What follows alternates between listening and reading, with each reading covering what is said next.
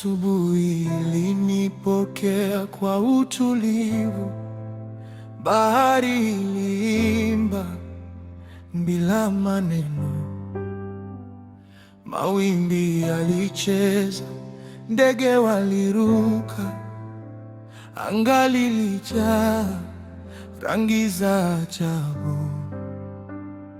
Nikaketi kimya, nikaitazama dunia ikivuta pumzi, upepo ukanigusa. Kama rafiki wa zamani, ndipo swali likazaliwa moyoni mwangu: ni nani aliyeumba haya yote?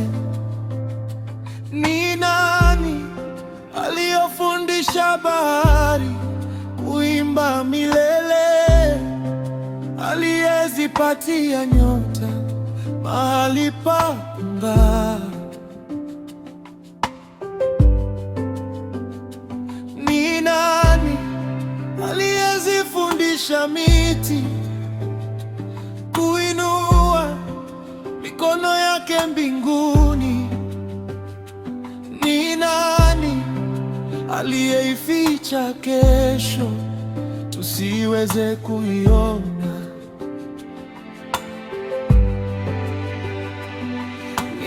Nikawatazama wanadamu, wabunifu, wavumbuzi,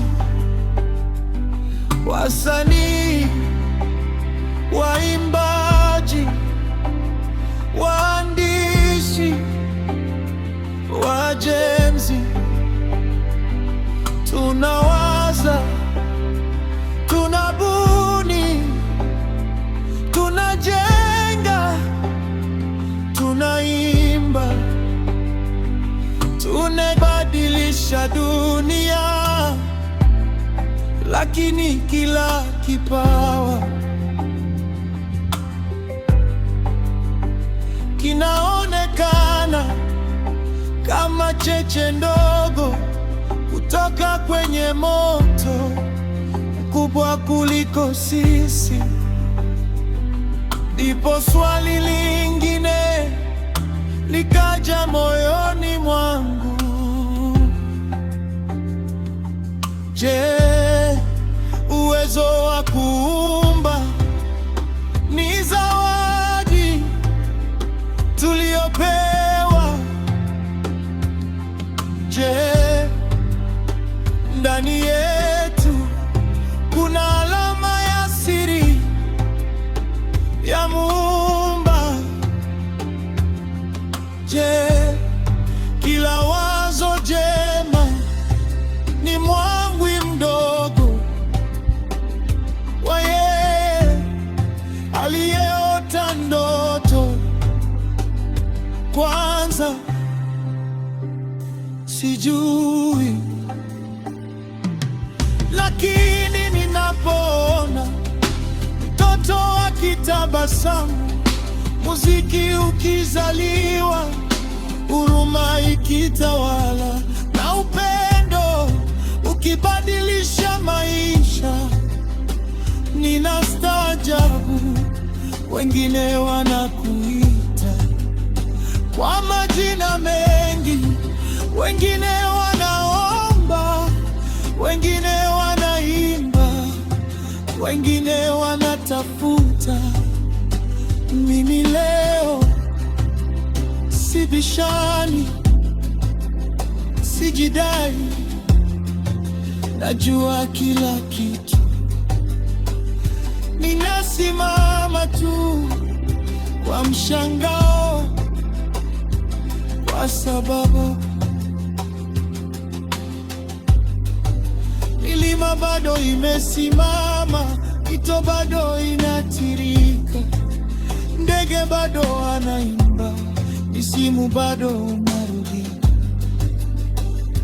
uhai bado uanza kwa pumzi ambayo mwanadamu hawezi kuumba. Kesho bado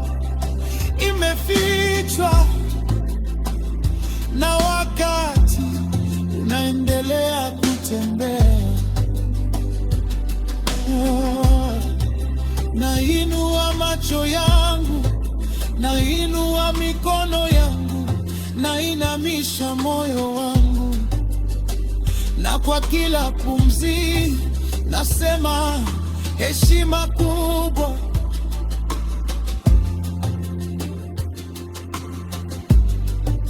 kwa yeye aliyepo, aliye juu ya macho yetu, aliye juu ya majina yetu, aliye juu ya mawazo yetu, anayejulikana, asiyejulikana kikamilifu, anayeonekana katika kazi zake, asiyeonekana kwa macho yetu. Kabla ya jua kuchomoza, ulikuwepo. Baada ya jua kuzama, utakuwepo. Na kati ya pumzi yangu ya kwanza na ya mwisho, ninashukuru kwa uzuri nilioruhusiwa kuona. Kwa kila motaji endelea kuota, kwa kila mvumbuzi endelea kuvumbua, kwa kila msanii endelea kuumba uzuri, kwa kila mwalimu endelea kuwasha taa ya maarifa, kwa kila mkulima asante kwa kulisha dunia, kwa kila